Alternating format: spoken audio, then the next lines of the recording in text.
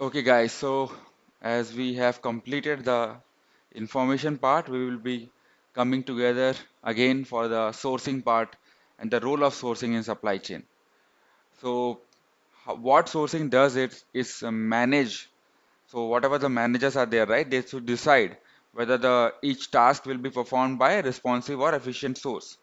As we all know, what is responsive, what is efficient. Efficient means your cost should be taken into consideration. Responsive means your customer's priority should be taken into consideration. So then whether the source is internal to a company or it's a third party.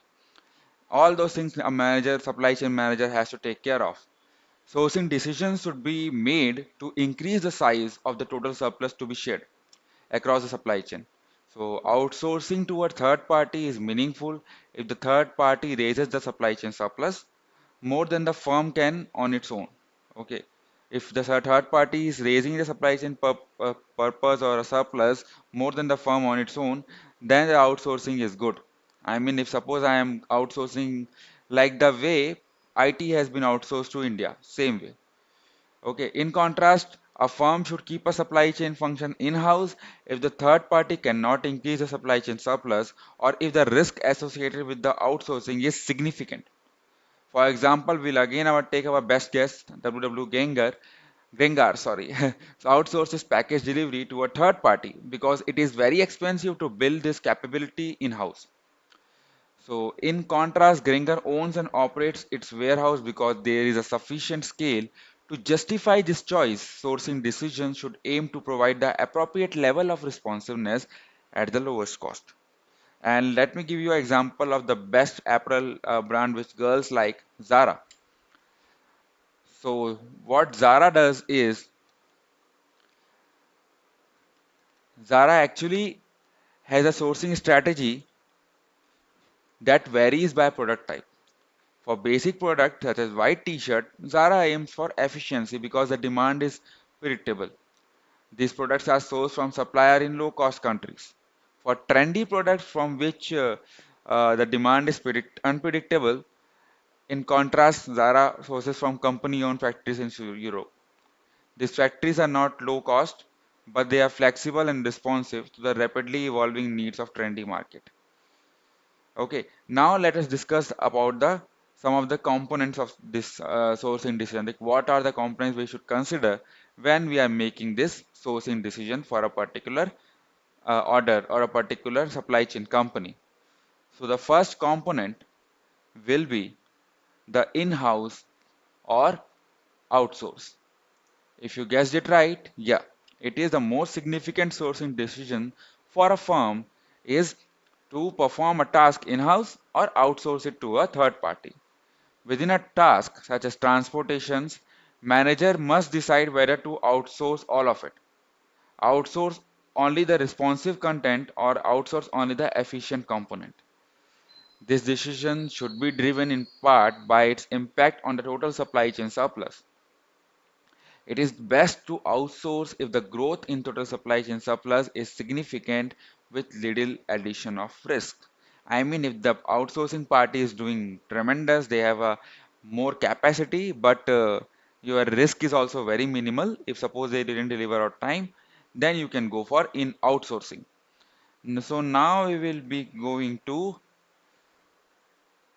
the supplier selection. Managers must decide on the number of suppliers they will have for a particular activity. They must then identify the criteria along which suppliers will be evaluated and how they will be selected. Then it will be the simplest form. I can explain it to you. Now we will be going to procurement. Procurement is the process of obtaining goods and services within a supply chain. Manager must structure procurement with a goal of increasing supply chain surplus. For example, a firm should set up a procurement for direct materials to ensure good coordination between supplier and a buyer. In contrast, the procurement of MRO products should be structured to ensure the transaction costs are low. So coming to the sourcing related metrics, our favorite one, sourcing decisions have a direct impact on the cost of goods and accounts payable. The performance of the sourcing also affects the quality, inventories, inbound transportation cost. A manager should track the following sourcing related metrics. Okay, so the first is the days payable outstanding. It will measure the number of days between when a supplier performed a supply chain task and when it was paid for. Now we'll be coming to average purchase price. It measures the average price at which a good or service was purchased during the year. The average should be obtained by weighing each price by the quantity purchased at that price. Range of purchase price measures the fluctuation in purchase price during a specified period. The goal is to identify if the quantity purchased correlated with the price. Okay, if I have explained it too fast, let me just revise it. Range of purchase price, what it does, it measures the fluctuation in the price during a specific period. And the goal here is to identify the quantity purchase correlated with the price. Now again we are going to average purchase quantity. It will measure the average amount of quantity purchased per order, or it will be a different consideration altogether, is the average amount purchased per order. Okay, it will measure that, and the goal is to identify whether a sufficient level of aggregation is occurring across locations when placing an order.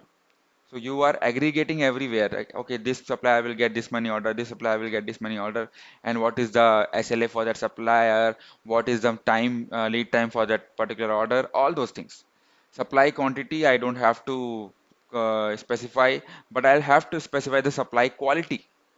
Supply quality is a measure of the quality of product supplied. The outsourcing department totally relies on the quality. If the quality is good for a product, you will be outsourcing them more to that part from that particular supplier. And I have already told you about the supply lead time. It measures the average time between when the order is placed and when the product arrives. Longer lead time reduces responsiveness and add to the inventory the supply chain must carry. And percentage of on-time deliveries measures what it does, it measures the fraction of deliveries from the supplier.